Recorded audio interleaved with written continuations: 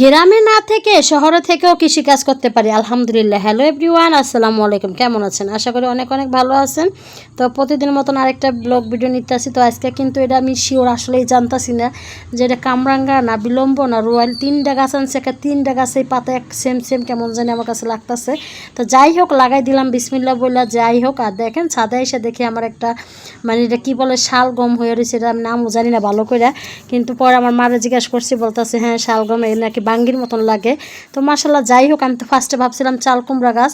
আর এই দেখেন আবার কত বটবড়ি হয়েছে। তো আজকে কিছু বটবড়ি ছিঁড়ে টিলে কিছু মানুষকে দিয়ে দিব, কারণ প্রতিদিনের সবজি নেই নিজে খাই, মানুষকে দিয়ে এটাই কিন্তু একটা শান্তি। শহরে থেকে যে শাকসবজি লাগিয়ে খাইতে পারতাছি, মাশাল্লাহ আলহামদুলিল্লাহ, আল্লাহ দরবারে হাজার হাজার শুক্রিয়া। দেখেন কত বড় একটা পেয়ারা হয়ে রয়েছে। 2টা পেয়ারা ছিল, 6টা পেয়ারা ছিল, ছেড়তে ছেড়তে একটা পেয়ারা আছে, এটাও আমার ছেলে ছিঁড়িয়ে ফেলবে বলতেছে। আবার ছিঁড়বে না কেন, পাইকে একবার টুলটুল হয়ে রয়েছে। আর দেখতে কি শান্তি, বাচ্চারা যখন এরকম শাকসবজি ছেড়ে এত ভালো লাগে আমার কাছে। আর দেখেন কতগুলা বেগুন ছিঁড়ছি। তো এই বেগুনগুলো আজকে একজনকে দিয়ে দিব, সবাইকে দিয়ে দিয়ে খাইতে আমি বেশি পছন্দ করি। মরিচ বেগুন আমার কাছে যে মরিচ হয়েছে, আমি যত মানুষকে দিয়েছি সবাই বিশ্বাসই করে না যে আমার কাছে এত মরিচ। কিন্তু এখন তো মরিচ গাছ না, এখন তো একবার গাছগুলো কমে গেছে। ছাদের থেকে আইসা আবার কাজ শুরু করে দিলাম বারান্দার বাগানের। তো বারান্দায় দেখেন আমার সোনা পাখিগুলো কত সুন্দর খাইতেছে। এগুলো যখন খায় আমার এত ভালো লাগে, কিন্তু আমি গেলে ঠাস ঠাস করে লড়াচড়া করে ভয় পায়। আর আমি লুকাই লুকাই মাঝে মধ্যে ভিডিও করি, ওদের খাওয়াটা ভিডিওই করতে পারি না। আমার কাছে যেহেতু ভালো লাগে, খাবে যখন খায় মাশাল্লাহ বলবেন কিন্তু সবাই।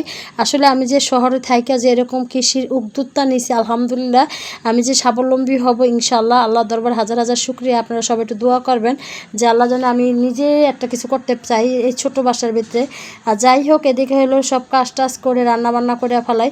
আসলে বুদ্ধি যদি থাকে কোনো কাজই কলম করতে ঝামেলাও হয় না, কষ্ট হয় না। দেখেন আমার একটা ছাদ বাগান মোটামুটি আছে, আবার কয়েকটা মুরগি পালি, আবার বারান্দার বাগান, মানে সব মিলেই কম আমার অনেক পরিশ্রম করতে হয় সারাদিন। কিন্তু টাইম টু টাইম আমি সব কাজ করে ফেলাই। আমি কখনো কোনো কাজ এলামি করি না। দেখা যায় আমার লগের কাজ লগে করাটাই আমার কাছে বেশি ভালো লাগে। জানি না কার কাছে কেমন লাগে, আমার কাছে অনেক ভালো লাগে। দেখা যায় যে এই যে মুরগিগুলো যে আমি পালি, এই মুরগিগুলো আমি প্রতিদিন ক্লিন করে রাখি, তাহলে কোনো ঝামেলাই হয় না, কোনো গন্ধ হয় না, কোনো নোংরা হয় না, অপচয় হয় না, দেখতেও সুন্দর লাগে বারান্দাটা। আর দেখা যায় আমার আগে যেমন বারান্দা পয় পরিষ্কার রাখতাম, এখন আমি ওরকম করে পয় পরিষ্কার রাখি।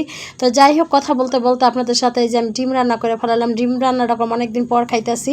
আর চিচিঙ্গা দিয়ে ডাল ভাজি করলাম। প্লেটটা একটু সাজাই গুছাই নিলে অনেক ভালো লাগে।